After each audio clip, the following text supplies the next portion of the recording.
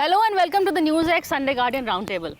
Well, this is the morning after the assembly results, an assembly election that has given the BJP a huge mandate. What will Prime Minister Modi do with this? Will he use this to achieve some more reforms, or will he bring in a more populist form of government? What will this new India of his look like? And what about the opposition? Can they get their act together and try and stop Modi? How will they counter the Prime Minister and the BJP? To discuss that with me, I have a very interesting panel. I have with me Mr. Pavan Varma from the JDU, Rajeev Chandrasekhar from the NDA, we have Mr. Naresh Gujral from the Shiromani Akali Dal, and Dinesh Trivedi from the Trinamool Congress.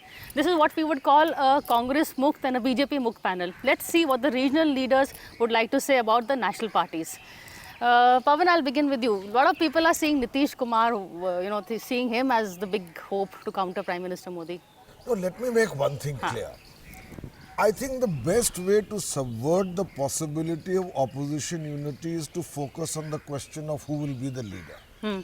Very recently, in the capital, in fact at Mr. Chidambaram's book launch, Mr. Nitish Kumar from the stage made a public appeal saying that the need of the hour is opposition unity. But he clarified that opposition unity must be based on planning, preparation, anticipation, a common program, an agenda for governance. It cannot be merely an expedient getting together of separate constituents. And it should be able to present a credible counter narrative that has an appeal to people. Now that is missing. Right now the opposition is stunted by sterile egos, short-term goals, lack of vision. In fact, sometimes I feel even the lack of will to power. So that needs to change, because in a democracy you need an opposition. Once you have these in place, you can think about who the leader should be. That's a good point he's made. The opposition needs a more credible narrative. Would you agree? Rather than just, as Milind Deora once said to me, fact-checking the Modi government is not enough. No, look, I'm not going to tell the opposition what they need to do or not can they do it?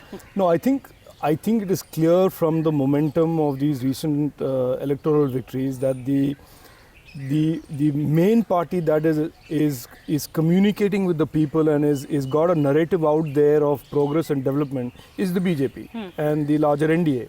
So on that there is no dispute. Now what the opposition is obviously making a mistake doing and has been doing is essentially to craft its politics all being about anti-Modi, critiquing Modi, criticizing Modi. At every step that the government takes, there is an outpouring of angst against that step that the government takes. That does not make for a good positive narrative. And elections are not won by critiquing and criticizing. Elections are won with a solid appeal to people, and that appeal is reciprocated by the voters. So I think the opposition is where it is today, but the BJP and the NDA are going pretty significantly ahead because they are saying and speaking the language that the people want to hear. Mr. Gujral, do you see this whole narrative? The Congress is kind of losing its plot to be the leader. I think they've already lost the plot. Okay, Punjab they haven't. Well, yes, that's 10 years of anti-incumbency. We'll come to that later. But countrywide, they've lost the plot. They have a leader who's not credible, even in his own party. And what Pavan was saying earlier, I think the opposition parties are looking to unite so that they can give a united front to be a strong opposition after the next elections.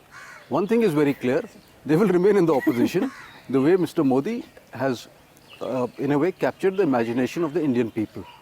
So I have no doubt that the UP elections and the way he is crafting his whole program, his whole development narrative, which is taking center stage. And that is why in UP, you found that even Muslim youth have voted for BJP. Now that's a huge change.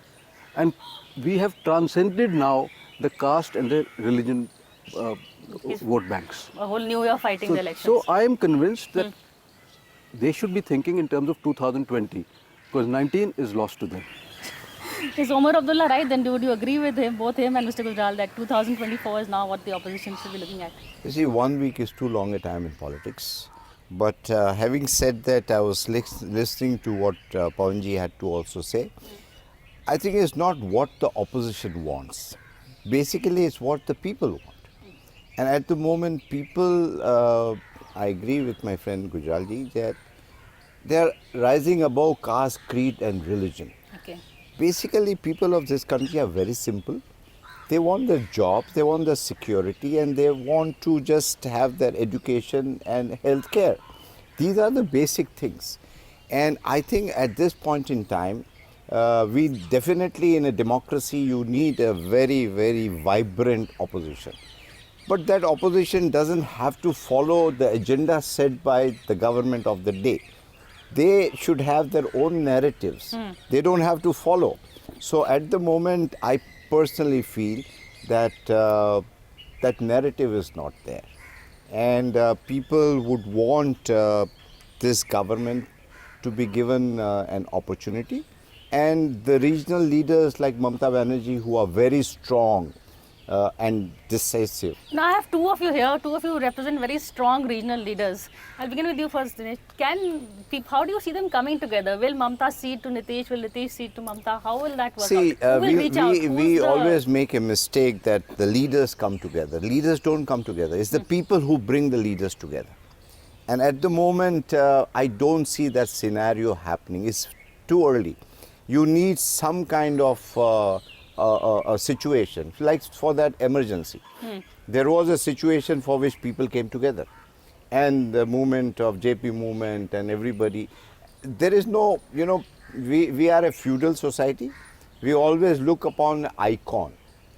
So JP was an icon, VP was an icon. At the moment, there is nobody. Mamata Banerjee seems to be very strong, and people are hoping that she come to the center stage. I cannot understand this argument that you need some special catalyst or impetus or special moment. If that special moment doesn't exist today, don't expect JP to be reborn. If you believe that this nation deserves a counter narrative as well, then you don't need some special impetus to fall in from the sky to start acting. I mean, you have to admit one thing. In democratic terms, in the BJP, you have an exceptionally formidable adversary. First of all, it has an exceptionally dynamic leader who invests a great deal in electoral politics. Secondly, in Amit Shah, who has learnt after Bihar, there is a great investment in planning, preparation and organization. Thirdly, they have a committed cadre, and committed not only in organizational ways but ideologically. And fourthly, I disagree slightly again with Dinesh Bhai. You see, you may say that this election represents an overarching beyond caste, religion and all. But UP, for instance, in particular, shows a remarkably prepared strategy of social engineering. Nitish Kumar has said, the BJP focused on the largest segment in particular in UP, which is the non-Yadav OBCs. All other non-BJP parties neglected that segment. The BJP did not. So there is, finally the Brahm Shastra with the BJP is the religious card. I'm sorry to say so, whether I have people who disagree with me, but while Mr. Narendra Modi speaks of development, you have Mr. Yogi Adityanath. While you have Mr. Jaitley speaking about Vikas, you have Mr. Vinay Katiyar, you have Sakshi Maharaj. And in elections, this run with the hare, hunt with the hound policy is followed to perfection. We saw it in Bihar. So it's a formidable adversary if you cannot unite now. If you believe you have a counter narrative, I don't know when you will do it. 2024 Priya, I'll tell you, Priya, at the end of the day, elections are held, and people who have got solid organization at the booth level. We again make a mistake about this Yadav and that OBC, ultimately who are very strong at the booth level, and that's for that you require organization. And again I come to Bengal. Why Mamata ji is strong? Because at the booth level, she herself knows everybody's name, every booth, and this is formidable. And I think that is what opposition perhaps have left the organizational strength and just have been following the narrative of the government of the day. So that's where I feel that you require either a situation where people will come together, which I definitely don't see. At the moment, the situation is roti, kapda or makan and development. Priya, I think almost all post-election analysis tends to drift off into assessments of organization, assessments of social engineering, cadre, etc., etc. But I think if you only focus on that, you're missing the really big point here. The real big point is the electorate in India are fed up. After many years of the same old divisive politics and the same old characters coming back for the votes, and the lack of development and an old, disjointed narrative, there is clearly an appeal that is cutting across caste lines and religions lines, as my friend said, about Prime Minister Modi. And that is not a small thing to have achieved. And the UP election is as much about his leadership and the trust that people are increasingly placing in him as a leader, as well as the development and economic narrative that is, in a sense, replacing the old narratives of caste, religion, community, etc., etc. And that is why I disagree a little bit with my friend Pavan, to say, when you say that it is not about leaders and it is about ideology. No, I said it's about leaders, Yeah. but also the other. It is, in this case, what is happening in India is really an issue of, after a long time, people finding a leader that they can trust. And this is the same thing that you will hear, whether it is in Kerala, whether it's in Karnataka, whether it's in UP, that this is a leader that you can trust. When he says development, when he says progress, and his speech, for example, after the results in the BJP office, was really a statesman speech where he said there is a new India, there is this whole issue of inclusiveness. We are not just the government of those who elected us, we are the government of also those who did not elect us. So people place a faith in him rather than the other obscurantists around in that system that often say things that are at odds with what he says and what he believes in. Okay, one thing you said, after a long time we've seen a leader like this. When was the last time you saw a leader with such appeal? Look, I've been in politics only for 10 years and I haven't seen anyone. You've been around for a little Yeah, longer than no, that. I think if there was a leader that, in a sense, came close to having this kind of an appeal, it was Atalji. He was a person who sought to bring people together and had some overarching narrative that went beyond the conventional Hinduism and Hindutva narrative of the old BJP.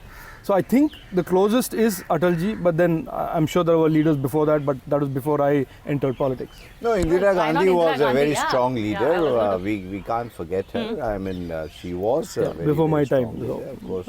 I like No, your... you were born after that. No, but I didn't. I wasn't aware of her politics. Oh, No, but Until he Priya, joined other thing I politics, must he tell you, did not other thing observe what is When you get happening some- around the world is the spirit of so-called nationalism.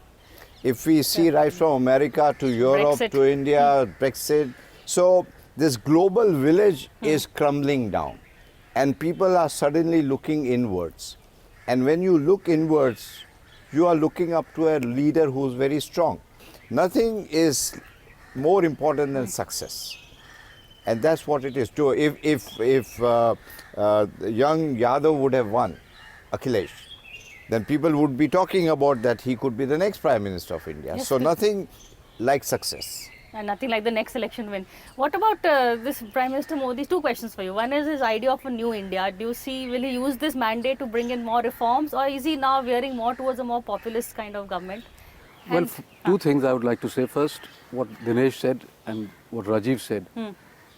Mr. Modi, like Mamata Banerjee, knows the pulse of the people. Correct. And he understood one thing very early, that people of this country were fed up with corruption. And black money is the flip side of that coin.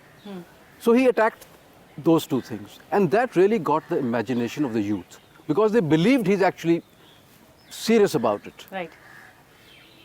Whether it was demonetization or the other steps that he's been taking, or the fact that not one single scandal at the center in the last 3 years. That's huge, yeah. After the Manmohan Singh regime, which was known for, the scams and scandals. So that also has won him a lot of support in the country, especially amongst the youth. What you said going forward, well, it is a huge challenge because the commitments that have been made, and I would say here, the commitments that BJP has made in UP, and at the same time, commitments which Amrinder Singh has made in Punjab. These are a huge challenge, because people are impatient and they are not going to wait endlessly. And well, fortunately for BJP, because they rule at the center, It's they easier. would be able to assist the UP government in meeting those commitments.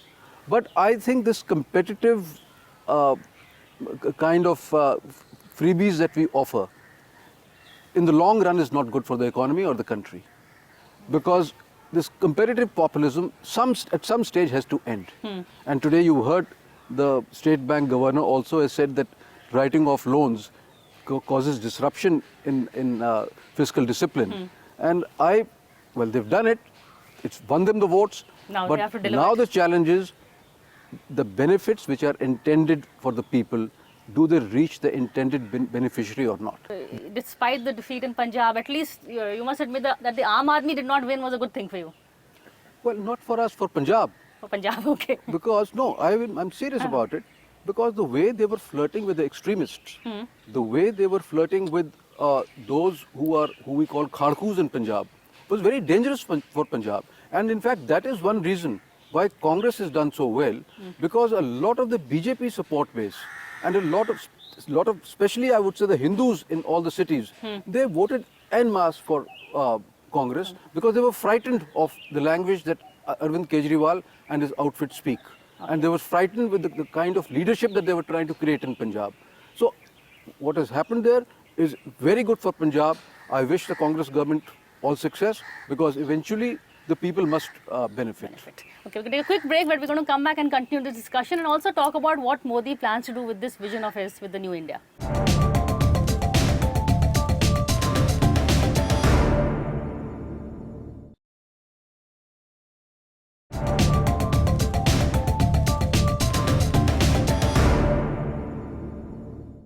Welcome back to the NewsX Sunday Guardian Roundtable. We are here discussing the aftermath of the assembly election results and also what Prime Minister Modi will probably do with this huge mandate that he's got. Pavan, you wanted to come in before the break and also... Just two quick points on what Naresh said. First of all, I agree with him on demonetization, and I want to mention to you that Mr. Nitish Kumar has made a public tweet on this. So where does he finally stand on it? He's supporting I'll tell you, he of course he critiqued the implementation of it, but you may remember that he was one of the few leaders in the opposition who supported the intent. And after these assembly polls, he has made a tweet where he has said that among the factors also responsible for the opposition's not doing well in major states like Uttarakhand and UP was to misread public opinion on the issue of demonetization. Second point, I'll just caution you before we go ahead in this debate. Undoubtedly, we have in the BJP and Mr. Narendra Modi a leader in the current scenario of a great stature. But let us not also become victims of perhaps premature euphoria. It's a very fatal disease in politics. And as Dinesh ji said, 1 week is a long time in politics. Perceptions can change. If deliverables don't happen, opinions change. Even in these elections, it's interesting that in spite of the same Narendra Modi, in Goa, the BJP was worsted and the Congress managed to wrest a state where the BJP was incumbent. And in Manipur, it was, of course, the leading party. And in Punjab, they have had a definitive victory. The BJP lost and the Congress had. So, I think we should retain a sense of balance while admitting that BJP is far and above the rest of the fray at the moment. And therefore, all the more need for a credible opposition unit. Well said. Rajeev, also you brought up the thing of how Prime Minister Modi was statesman-like, but what should he do with this mandate? Should he, populism is not really what the need of the hour. No. Look, the thing about populism is one man's populism is another man's political strategy. So let's not go down that road, because that's a slippery slope that is almost ingrained into Indian politics, whether it is the Amma canteens in Tamil Nadu or as Sidramaya yesterday as Namma canteens in Bengaluru. So I don't want to discuss that, but I think this is clearly a signal for the government that it is on its second half of its term, and that the compelling challenges facing it in terms of the economy and the opportunity to grow the economy are the real things that need to be delivered before 2019. And so therefore, not having any of these other distractions that have, in a sense, plagued the government in the first half of its term, of like Pavan mentioned about some people saying random obscurantist destructive things. So I think if I was an advisor, and I'm not, so I can afford to speak, I think the focus should be on the economy. And whatever it takes to really get the economy, which has taken a short-term blip after demonetization, back on a high growth path again. And I think the Prime Minister and the government are quite aware of what the playbook should be for that. I just want to say quickly, because I want to be the agent provocateur for a debate where there will be responses. I think so far on economic policy, whatever Rajeev says the priority should be, this government in its economic planning has fallen flat between both stools. Now, neither done enough for the real engines of the economy at the industry and business level, nor done enough for the poor and particularly the farming sector. But where is he veering towards now? No, but again, I think, Pawan is being less than complete with what he's saying, because you must understand that in 2014, this government inherited an economy that was on a precipice of disaster.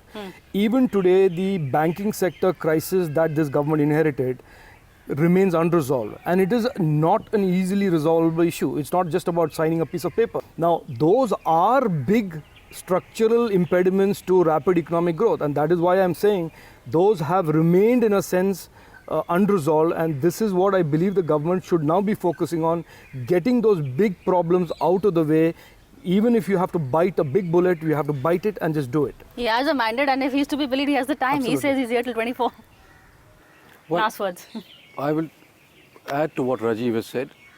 I think the primary focus has to be on job creation.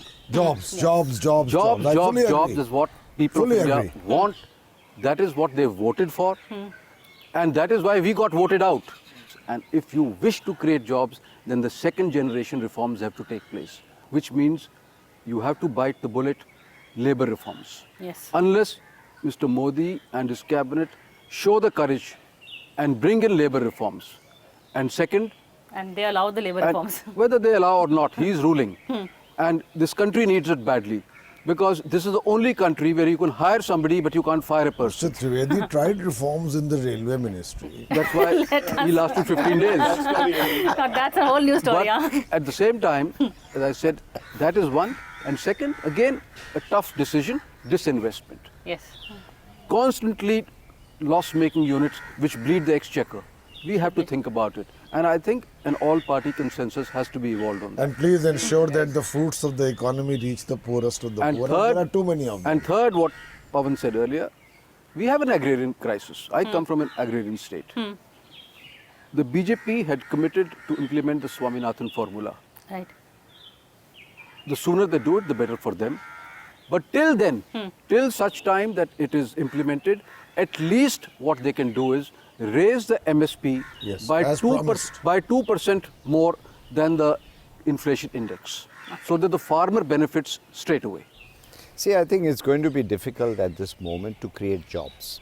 I think this is going to be a very, very challenging task for the government of the day. And I think they also are very intelligent, they're very clever, and not that they are not aware of this. So if they want to create job, that the only area they can create job is infrastructure. Yeah. And infrastructure is my old subject, railways. Sure, okay. And very honestly, nothing has been done in the railways. Railway is bankrupt. Railway today, they'll have to borrow money to pay the salaries. A huge reform, a huge investment proposition is So what you're required saying, for the infrastructure railways. needs- Infrastructure, a huge. India has not even started. Government would do well to really reach out to the opposition. Okay. We're totally out of time, but I just want one quick thing on which leader Prime Minister Modi reminds you most of. He said Vajpayee, you said Indira Gandhi. I think Prime Minister Narendra Modi reminds me of Prime Minister Narendra Modi. I was going to say the same thing.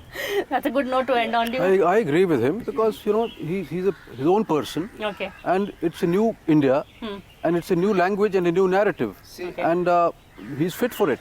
He's See, fit for it. So we advantage- totally- Don't say His now that she advantage, reminds I you was- of Mamata Banerjee. No, I didn't say that not because Mamata I Banerjee. just said they are two different personalities.